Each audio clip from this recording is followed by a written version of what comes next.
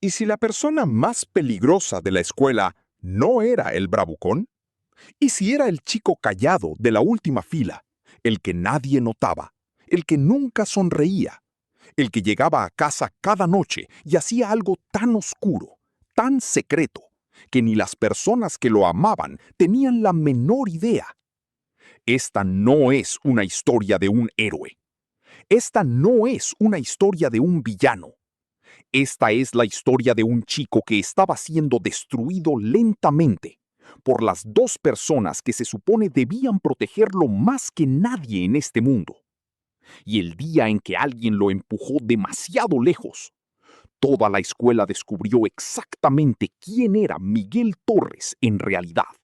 Antes de continuar, si esta historia ya te atrapó, imagina lo que viene. Suscríbete al canal y activa la campanita para no perderte ninguna historia que te quite el sueño. Dale like si quieres más historias como esta. San Antonio, Texas. Preparatoria Eastridge. Lunes por la mañana. Los pasillos olían a colonia barata y sueños rotos, igual que cualquier preparatoria en América. Los estudiantes reían, discutían, coqueteaban, se quejaban de la tarea que nunca hacían. Y luego estaba Miguel. Miguel Torres caminaba por esos pasillos como un fantasma.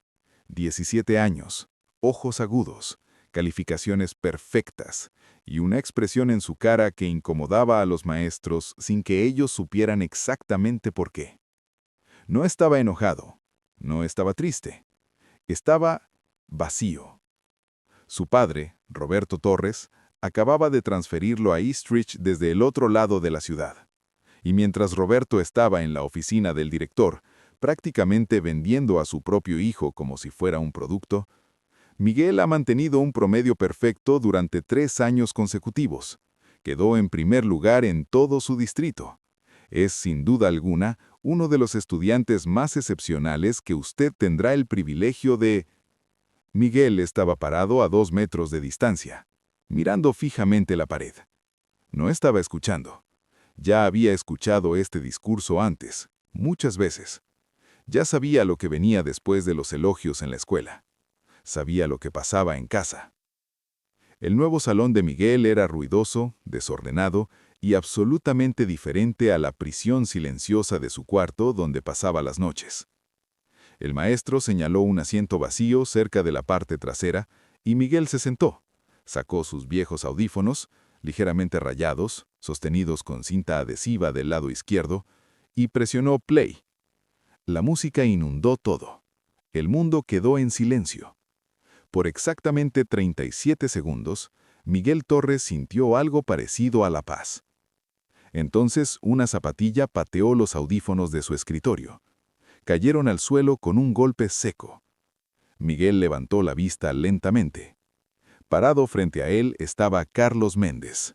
Hombros anchos, una cadena de oro, la clase de sonrisa burlona que solo pueden producir los chicos que nunca han enfrentado consecuencias reales.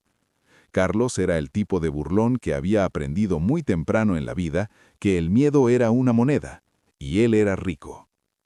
Carlos no dijo nada, solo miró a Miguel, luego apartó la vista, como si ni siquiera valiera la pena una frase completa. Miguel recogió sus audífonos, los revisó, se los volvió a poner, y no dijo absolutamente nada. Carlos frunció el ceño. No estaba acostumbrado a que lo ignoraran. En el rincón del fondo, un chico llamado Diego Reyes observó todo con ojos adormilados y calculadores. Diego nunca empezaba peleas, pero siempre las observaba. Y había observado suficientes para saber algo que el resto de la escuela no sabía. Ese chico nuevo era diferente. Esto es lo que nadie en la preparatoria Eastridge sabía de Miguel. No había reído de verdad, en más de un año. No tenía amigos, no porque la gente no le cayera bien, sino porque nunca le daba a nadie la oportunidad. Cada día era igual: escuela, clases de refuerzo, casa, sin desvíos, sin conversaciones, sin vida. Y en casa Roberto Torres se transformaba. El padre orgulloso de la oficina del director se convertía en algo completamente diferente en la mesa de la cocina.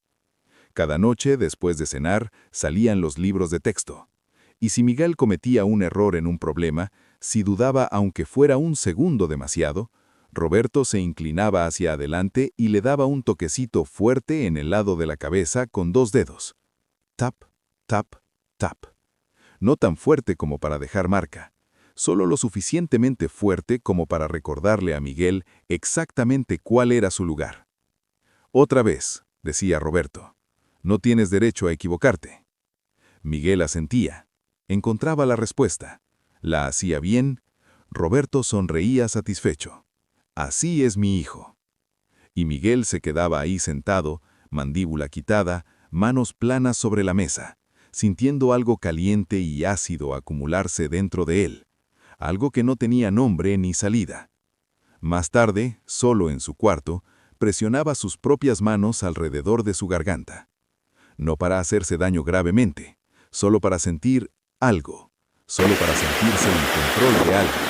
Solo para sentir que la presión acumulada dentro de él tenía algún lugar, a dónde ir. Sobre su escritorio había una sola fotografía de su hermano mayor, Andrés. Andrés que había sido el primero, el caso de prueba, aquel con el que Roberto había practicado. Andrés que había entrado a la escuela de medicina. Andrés que había dejado de contestar las llamadas. Andrés que un tranquilo martes por la tarde se había lanzado del techo de su dormitorio universitario y nunca regresó. Miguel miraba esa fotografía cada noche. Y cada noche entendía a su hermano un poco más. Carlos y su amigo Eric habían acorralado a un chico más pequeño cerca de los casilleros del gimnasio, un muchacho llamado Paco que tenía la mitad de su tamaño y el doble de terror. Carlos ni siquiera estaba enojado, estaba aburrido. Le estaba dando golpecitos en la frente a Paco con 2 dedos, riéndose de ello, como si fuera lo más gracioso del mundo. Tap, tap, tap. Miguel pasó por ahí. Se detuvo. Algo en su pecho se partió como una falla tectónica. Había visto esos 2 dedos antes. Los veía todas las noches. Oye. Su voz era tranquila. Casi calmada. Carlos se giró lentamente. ¿Me estás hablando a mí, chico nuevo? Para. Una sola palabra, apenas por encima de un susurro. Carlos parpadeó. Luego se rió. Luego empujó a Miguel tan fuerte que golpeó contra los casilleros. Y ese fue el último error que Carlos Méndez cometió en su carrera escolar. Lo que ocurrió después duró menos de 45 segundos. Cuando terminó, Carlos estaba en el suelo, una mano sobre su cara, completamente incapaz de explicar cómo un chico callado con audífonos lo había desmantelado tan eficiente, tan fría, tan completamente. Eric no se movió, Paco no respiró, y Diego Reyes, observando desde la esquina del pasillo con esos ojos adormilados y calculadores, sintió que la comisura de su boca se curvaba en una sonrisa lenta. Ahí está, tensó. Eso era lo que estaba esperando. Diego Reyes tenía una reputación en Eastridge que era difícil de definir. No era un bravucón, no era un nerd, no era popular. Simplemente estaba presente, en todas partes, observando todo y nunca, jamás involucrándose. Hasta ahora. Diego alcanzó a Miguel después de la escuela, caminando a su lado como si siempre hubieran caminado juntos. «Tienes buena técnica», dijo casualmente. «¿Dónde aprendiste a pelear así?» Miguel no lo miró. «No aprendí en ningún lado». «Eso es aún más impresionante», dijo Diego, «porque mañana vas a tener un problema. Carlos tiene un amigo, Víctor Salinas. Anda con los chicos mayores, y cuando Víctor se entere de lo que pasó hoy...» «No voy a pelear con nadie», dijo Miguel firmemente. «Claro», acentuó Diego seriamente. «Seguro». Se sonrió y se alejó. Tenía razón, por supuesto. El siguiente día, Víctor Salinas, alto, corpulento, con esas manos que parecían haber roto cosas antes, encontró a Miguel cerca de la escalera y dejó la situación muy clara. «Arrodíllate, pídele disculpas a Carlos y paga por el irrespeto». Miguel miró a Víctor por un largo momento. Luego dijo, «No». La pelea fue más larga esta vez, más difícil.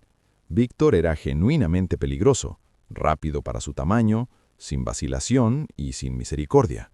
Golpeó a Miguel 3 veces antes de que Miguel encontrara su ritmo. Pero Miguel tenía algo que Víctor no tenía. Miguel no sentía el dolor de la misma manera que otras personas. Cuando has pasado años aprendiendo a enterrar las sensaciones, a empujar todo hacia adentro y hacia abajo y lejos, un puñetazo en las costillas es casi un alivio. Es honesto, es limpio, tiene sentido. Miguel peleó de vuelta como un chico que no tenía nada que perder, porque en todos los sentidos que importaba, no lo tenía. Cuando terminó, Víctor estaba sentado contra la pared de la escalera, respirando con dificultad, completamente atónito. Y por primera vez en más tiempo del que podía recordar, Miguel Torres salió de la escuela y se rió. No de Víctor, no por ganar, solo se rió, porque algo dentro de él había cobrado vida, algo real, algo que era completamente suyo, que Roberto Torres no podía calificar, no podía cronometrar, no podía arrebatarle con 2 dedos en el lado de la cabeza. Estaba tan perdido en ese sentimiento que se pasó su parada de autobús, y por primera vez en 3 años llegó tarde a sus clases de refuerzo. Su padre llamó 17 veces. Una noche, la mamá de Miguel, Rosa, se sentó a su lado en su cama. Tenía esa manera tranquila y cuidadosa de una mujer que había aprendido a moverse por su propia casa como si tuviera miedo de hacer ruido. Había visto a su hijo mayor desaparecer bajo la presión y el silencio. Había visto a su hijo menor siguiendo el mismo camino. No había hecho nada, y eso era lo que la estaba comiendo viva. «Miguel», dijo suavemente, «¿recuerdas la última noche que Andrés vino a casa?» Miguel no dijo nada. «Se sentó exactamente donde tú estás sentado, y yo lo vi lo cansado que estaba. No el tipo de cansancio que el sueño cura, el otro tipo». Su voz se quebró ligeramente. «Y me dije a mí misma que estaría bien. Me dije a mí misma que tu padre sabía mejor. Me dije a mí misma, mamá». La voz de Miguel era muy tranquila. «Ya sé». Ella lo miró. «Lo sé porque yo también lo siento», dijo él, «cada noche». Rosa Torres se cubrió la boca con la mano, y por un largo tiempo ninguno de los dos dijo nada en absoluto. Diego tenía una misión. Solo necesitaba a la persona correcta para ayudarle a llevarla a cabo. 3 meses antes, el mejor amigo de Diego, Tomás, había sido lanzado de un balcón del 2º piso durante una confrontación con un grupo de estudiantes mayores liderados por un chico llamado Gael Romero, un nombre que hacía que incluso los maestros miraran al suelo cuando se mencionaba. Tomás había estado en coma desde entonces. Diego había estado trabajando tranquila, pacientemente, sistemáticamente para llegar a Gael, exponiendo a cada uno de sus lugartenientes uno por uno, desmantelando su red desde afuera hacia adentro. Y ahora tenía a Miguel. El plan era simple, hermoso incluso. Se pondrían máscaras, aparecerían donde los bravucones operaban, lo cerrarían todo, filmarían todo como seguro. Los héroes de la preparatoria. «Esto es ridículo», dijo Miguel, sosteniendo el pasamontañas negro. «Esto es genial», corrigió Diego. Funcionó. Video tras video apareció en línea, 2 figuras enmascaradas en uniformes escolares, apareciendo de la nada, desmantelando grupos de bravucones, forzando disculpas públicas, desapareciendo antes de que nadie los pudiera identificar. Las secciones de comentarios explotaron. Estudiantes de toda la ciudad publicaban ubicaciones, etiquetaban los videos, rogando a los héroes de la preparatoria que vinieran a su escuela. Para Miguel, algo inesperado ocurrió. Empezó a importarle algo por primera vez en años. No la pelea, no la fama, la mirada en la cara de un chico asustado cuando los bravucones se retrocedían. Esa mirada. Nunca nadie lo había mirado así, como si él fuera la razón por la que podían respirar de nuevo. Y entonces encontraron a Gael Romero. O más bien, Gael Romero los encontró a ellos. Gael no era como los demás. No era un bravucón en la manera en que Carlos o Víctor eran bravucones. Era algo más viejo y más frío. Un chico que había entendido muy temprano que el mundo recompensaba la crueldad si era organizada, paciente y escondida detrás de las conexiones correctas. Su padre era un funcionario de la ciudad, lo que significaba que Gael nunca había enfrentado una sola consecuencia por nada. Entró al cuarto de música de la escuela, se sentó frente a Miguel y sonrió agradablemente. «Te he estado observando», dijo. «Eres impresionante. Te quiero de mi lado». Miguel no dijo nada. La conversación cambió por completo. Lo que Gael hizo después no fue una pelea, fue una demostración. Le rompió la mano izquierda, le fracturó 2 costillas, lo dejó en el suelo del cuarto de música y salió calmadamente, arreglándose el cuello de la camisa. «Consíganle hielo», le dijo a alguien en el pasillo. Diego se sentó en el suelo junto a Miguel. Después, ninguno de los dos hablando por un largo rato. «Eso es contra lo que estamos», dijo Diego finalmente. Miguel miró el techo. «Lo sé», dijo. La noche en que Miguel casi no regresó comenzó tranquilamente. Estaba solo en su cuarto del hospital. Su mano estaba vendada, sus costillas dolían con cada respiración. Su padre ya había empezado a hablar de transferirlo a una escuela en otro estado, como si Miguel fuera un problema que había que reubicar en lugar de una persona que había que entender. Y en el silencio de esa habitación, Andrés vino a él.